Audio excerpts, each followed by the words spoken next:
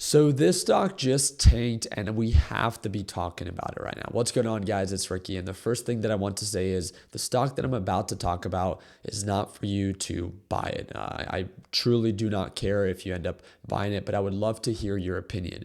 It is somewhat of a controversial stock because of what has recently happened with it. So please take it again as just with a grain of salt when I give my opinion on it.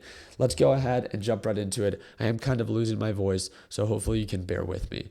This is UnitedHealth stock. UnitedHealth stock today alone lost 17.8% of its value because of one specific reason. And that's because the CEO is stepping down.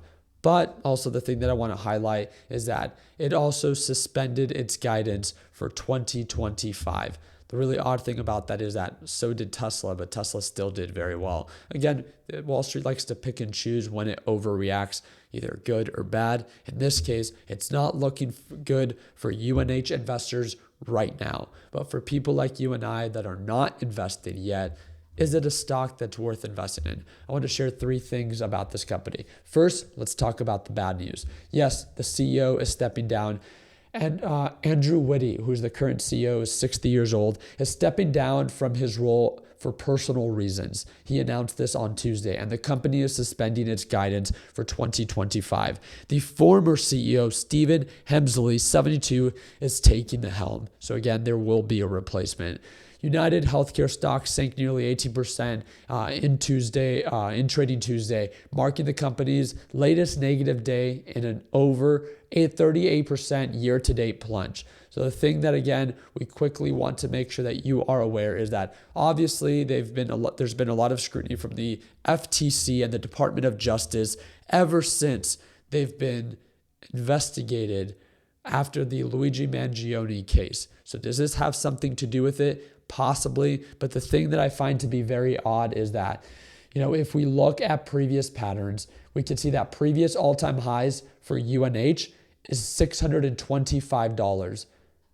That was late last year, November of 2024. But the thing that I want to highlight is that since the shooting, we did sell off to lows of 440. But then we made a recovery to 603. We nearly made a full recovery, and this was just last month. This was less than 30 days ago that UNH was trading at $600 per share. But because of this news, there's been a huge downturn, right? Substantial sell-off, and then now we're trading at lows of $300. So this is based off of recent patterns. This is where we're at. This is where we were just trading at. So what does it offer if it does recover? I'm not saying that it will. I'm just saying that, well, what if it does? If it does make a recovery, it offers nearly 93%. And that's why I'm making this video, because I thought that while everyone is hyping up every piece of shit stock out there that is incredibly overvalued, incredibly overpriced, there are some companies out here right now that are actually good deals. But of course, there's the uncertainty because of negative news. And if you can't tolerate that, then I respect it. It's definitely not for everyone, right? Different stocks for different investors. The thing that I also want to show you is that different time frames give you different perspectives. UNH is not your average pump and dump, right? It's not like Tesla where it's all over the place when it comes down to its trading price.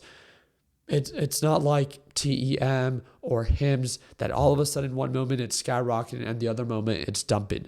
This is a stock that's been consistent for years. It's a well-ran machine.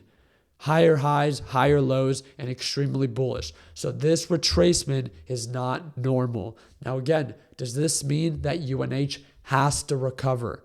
Definitely not. That's not what it means at all. It just means that in its past, it's performed very well. This recent downturn is now presenting an opportunity for those that maybe aren't invested if you see value in it. So that's what I wanted to show you is its history. It's history in the way that it trades on the technical side. Now talking about the fundamentals, is this actually a good and well-valued company?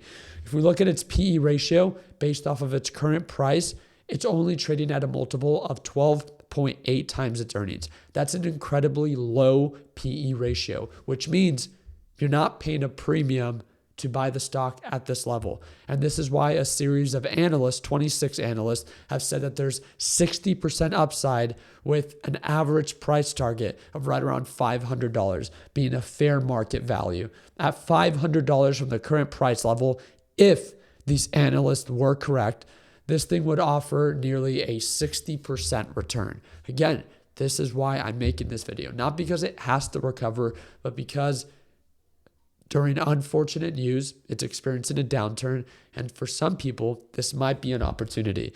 The other thing that I quickly want to highlight is I want to compare it, right? Well, what exactly do I care for this PE ratio, right? Well, PE ratio compares the price of the current stock at $318 per share to what the company produces in revenue and earnings.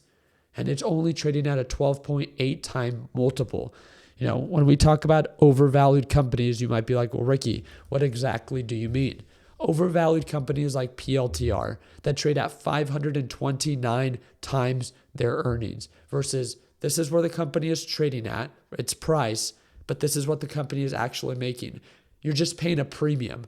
Now, there's nothing wrong with investing in companies like Palantir because they're incredibly bullish, incredibly hyped up, and for a short period of time, they look unstoppable.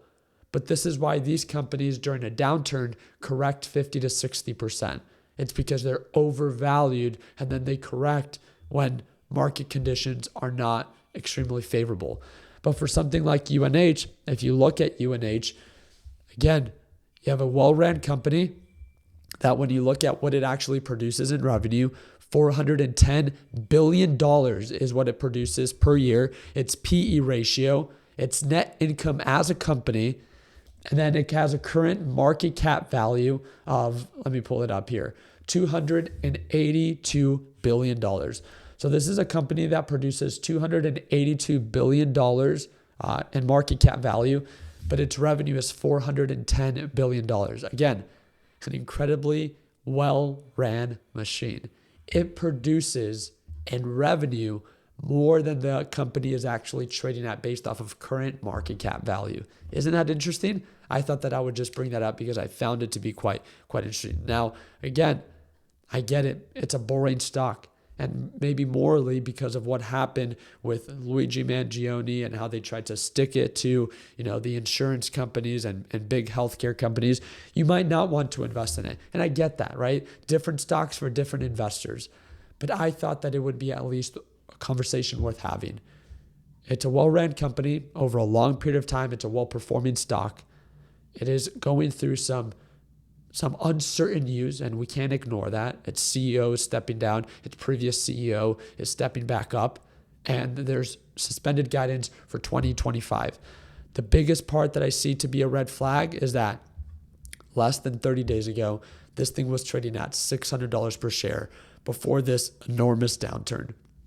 So again, something that I'm going to be watching very closely, something that I'm going to be paying attention to see if it begins to bottom and begins to show signs of recovery. So again, $318 per share. You guys let me know down in the comment section if it would be a stock that you would consider investing in based off of current market value.